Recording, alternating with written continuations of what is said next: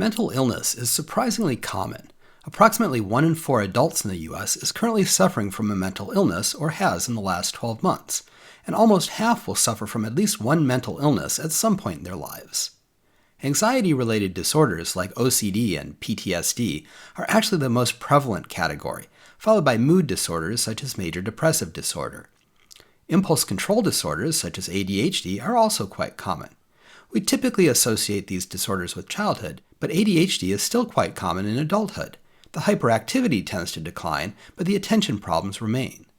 Substance use disorders have a fairly low 12-month prevalence, but the lifetime prevalence is still quite high, with about 1 of 7 people in the US experiencing a substance use disorder at some point. Schizophrenia and related disorders get a lot of press coverage, but they're actually much less prevalent than these other categories of disorders. However, schizophrenia tends to be much more severe and costly than most other kinds of disorders, so it makes sense that it gets a lot of coverage in the press and is the focus of a lot of research. Mental illness is also incredibly costly, especially once you factor in the loss of earnings. In fact, by some estimates, mental illnesses are substantially more costly to the US economy than cancers. Many people are surprised when they discover how prevalent and costly mental illnesses are. This is partly because people often hide their mental illnesses to avoid the stigma associated with these illnesses. For example, odds are that many of the people taking this class have an anxiety or mood disorder for which they're being treated, but most of them wouldn't want you to know about it. Fortunately, the stigma is declining over time, due in part to college groups like Active Minds and the National Alliance on Mental Illness. Because so many college students experience mental illness, there's a good chance that you'll encounter someone who is suffering and could use your help. Don't try to do the diagnosis yourself, but help them make an appointment with student health and counseling services, and maybe even walk over there with them. But if you encounter someone who's thinking about suicide, this is not the time to make an appointment for some other day. Instead, you should call the National Suicide Prevention Lifeline or the Student Health Emergency number and stay with the person until you get professional help. One reason you shouldn't try to perform your own diagnosis is that mental illnesses are very difficult to diagnose, and you might end up doing more harm than good. Even professionals sometimes misdiagnose mental illnesses. For example, Joey was initially diagnosed with ADHD and given Ritalin, which might have actually hastened his development of schizophrenia. And you need to take into account the flaw of averages. Just because most people with a given disorder exhibit a specific symptom, this doesn't mean that everyone does.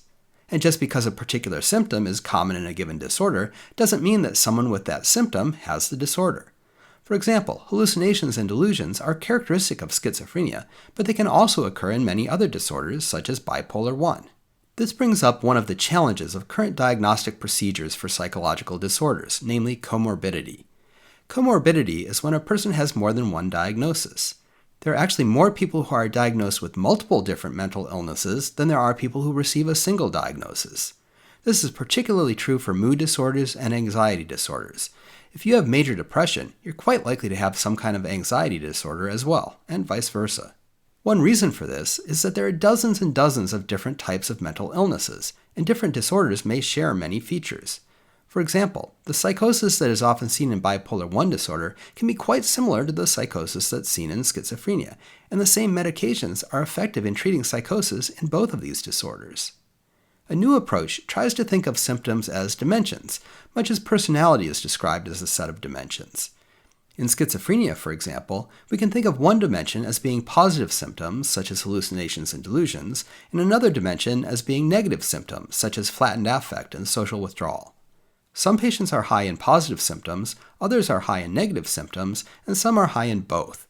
An example of this dimensional approach is RDoC, which is currently being promoted by the National Institute of Mental Health for research on mental illness.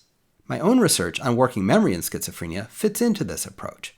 We're asking how reduced working memory capacity might lead to impairments in overall cognitive ability, which appear to be related to long-term outcomes in schizophrenia, such as the ability to hold a job.